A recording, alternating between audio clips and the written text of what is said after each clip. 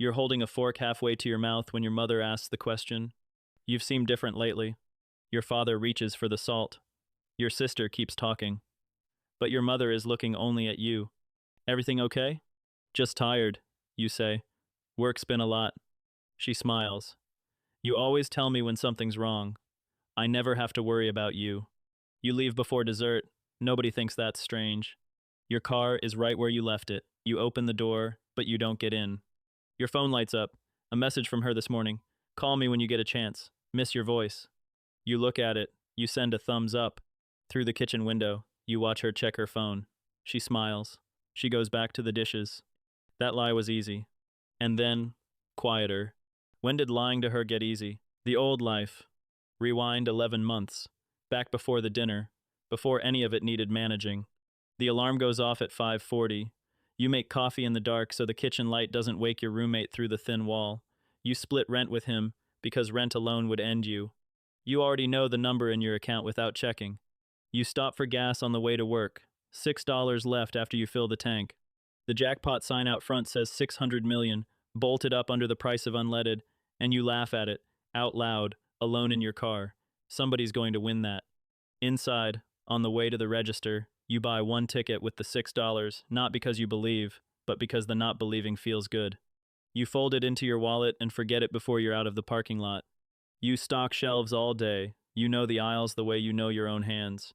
A man asks where the wood screws are, and you walk him there without looking, still thinking about the brake pads that have been grinding for 3 weeks, the ones that cost $400 you don't have. At lunch, your phone buzzes. Your mother. How'd the dentist go? Did they say anything about that tooth? You text her back from an upturned bucket in the stockroom. It's fine, just a filling. Cost me $180 I didn't have, lol. He said stop grinding my teeth at night. I told him, give me a reason not to. She sends a laughing face, then a longer message about your cousin, and you read all of it, and you answer all of it, sitting on a bucket, because there's nothing in you yet that needs hiding. You go home. You eat cereal for dinner because it's the 19th. You fall asleep with the TV on. The win.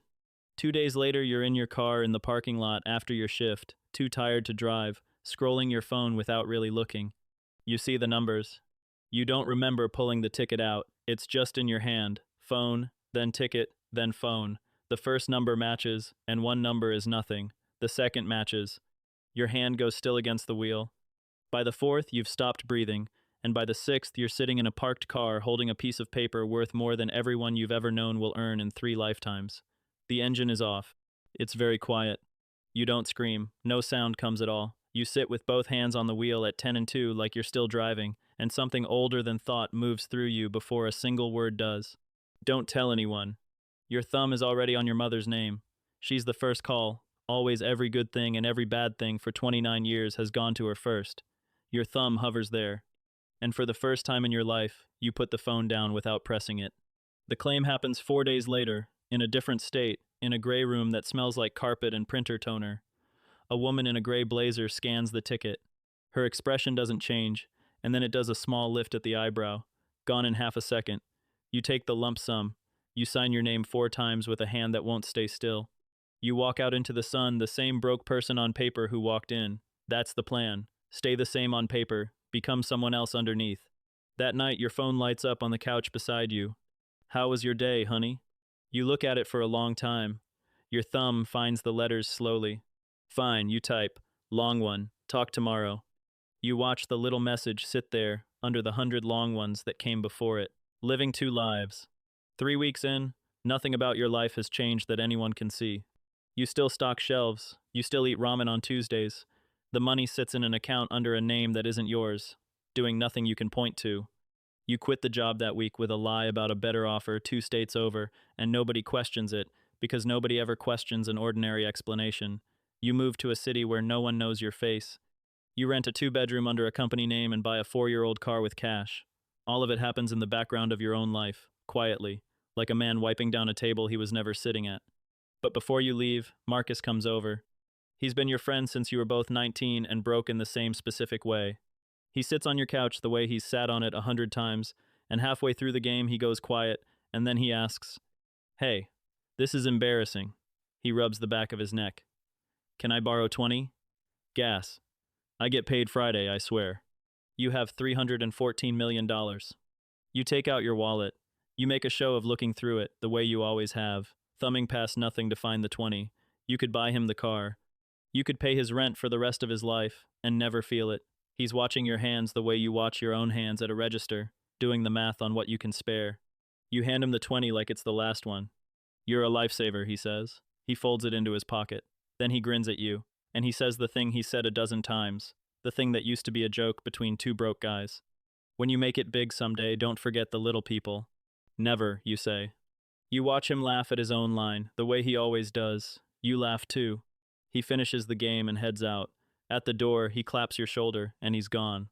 You stand in the middle of your apartment with your wallet still open in your hand, the empty slot where the 20 was. $314 million, and you're looking at the space where 20 of it used to be. The world gets smaller. The money starts working the way money works. You don't touch most of it. It buys index funds and boring things through people you pay to be discreet, and it makes $40,000 a day while you sleep, a number you sometimes say out loud in your empty apartment just to hear how fake it sounds. You go out sometimes, to a bar in the new city where nobody knows you. You sit near people your own age, and you listen to them complain. One of them is short on rent again. One of them is fighting with his card company over a $40 overdraft. One of them says he's never going to be able to afford a house, not in this economy, not ever, and the others nod, and you nod too. You buy a round, you don't buy too many. A man who buys too many rounds is a man someone remembers, so you buy one, and you drink slowly, and you say nothing memorable enough to repeat. You could end every problem at that table with a sentence. You order another beer instead. Then there's your mother's house. You've known the number your whole life, what she owes, what's left, the payment she makes every month that keeps her up some nights. She raised 2 kids on that house, and she's 61, and she still works Saturdays. You don't tell her. You route it through a lawyer, through a fund with an invented name, a regional homeowner assistance program that doesn't exist except on the letterhead your attorney had made. A letter arrives at her door. Your remaining balance has been paid in full by an anonymous benefactor. She calls you crying. You're standing in your kitchen when you pick up. She can barely get the words out. She's saying she doesn't understand, that things like this don't happen to people like her, that she got down on the kitchen floor and prayed right there. She's asking you, can you believe it? Can you believe this happened? Who would do this? That's incredible, Mom, you say. I can't believe it. Somebody out there is just good, she says. There are good people. There are, you say. She cries a little longer. You stand in your kitchen and you let her. You make the sounds you're supposed to make. When she finally hangs up, she says she loves you, that she can't wait to tell everyone, that she has to call your sister. You put the phone down on the counter. Then you pick it up again and open the thread with her. You scroll up, past fine, past long day, past the thumbs up, past the talk tomorrow up to the old ones, the $180 filling, the joke about grinding your teeth, paragraphs, you reading all of it, answering all of it, from a bucket in a stockroom. You scroll back down to fine. You close the phone. The choice. 8 months in, you're better at this than you were. You've stopped drinking around people you don't know. You've built the duller version of yourself, the one who says nothing worth repeating. It runs on its own now, most days, without your help. Then, on a Thursday night, you decide to tell her. You don't plan it. You're sitting at your kitchen table and it just arrives, the way the reflex arrived in the parking lot 8 months ago, except this one runs the other way. You open the thread. You start typing. And once you start, all of it comes, the ticket, the gas station, the 6 numbers, the gray room, the 314 million, the house you paid off, the lawyer, the 8 months of fine. You type it all. Your thumbs don't stop. You watch it fill the screen. More words than you've sent her in 8 months. Your thumb goes to send. You read it once. You delete it. You watch every word disappear back into the empty box, and the box goes back to what it always is now, a blinking line waiting for fine. Then you get in the car. You drive the 4 hours without deciding to. You take the exit you grew up taking. You pull onto her street and park across from the house you were raised in, the house you paid off, the one she got down on the kitchen floor and prayed over. The porch light is on. It's always on. She leaves it on for a son who lives 4 hours away and hasn't sat in that kitchen in months. You cross the yard. You go up the steps you know in the dark. You raise your hand to knock. Through the window you can see her. She's at the counter in her robe, doing something ordinary, drying a bowl with a towel. She sets it down. She picks up another. She has no idea you're standing 12 feet away with the truth in your chest, no idea anyone paid her house off, no idea her son is a man who could buy the street and can't knock on her door. Your hand is an inch from the wood. You could do it right now. She'd open the door, and you'd say it, and it would be over. The whole weight of it, gone in one sentence, to the one person who's known you since before you were anyone. You stand there long enough to watch her finish the dishes. Then you lower your hand. You walk back across the yard. You get in the car. And you drive 4 hours home in the dark, past the exits, past the gas stations, and you don't turn the radio on the whole way, because there's nothing you could stand to hear. You get home a little after 2. The apartment is dark, and it's yours, and it's paid for, and it's the emptiest thing you've ever owned. You sit down at the table where you typed it all out. You open the thread with your mother. Her last message is still there, from this morning, the one you answered with a thumbs up. Miss your voice. You start typing. Mom, I have to tell you something. The little dots appear on your side. Your thumb hovers. You delete it.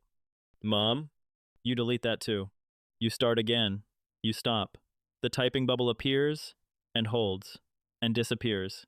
Appears, holds, disappears. Somewhere 4 hours away, your mother's phone lights up on her nightstand with the 3 dots that mean her son is finally saying something. She half wakes. She looks at it. She watches the dots pulse in the dark, and she waits. The dots pulse. You sit at the table with your thumb over the screen, and the light goes out,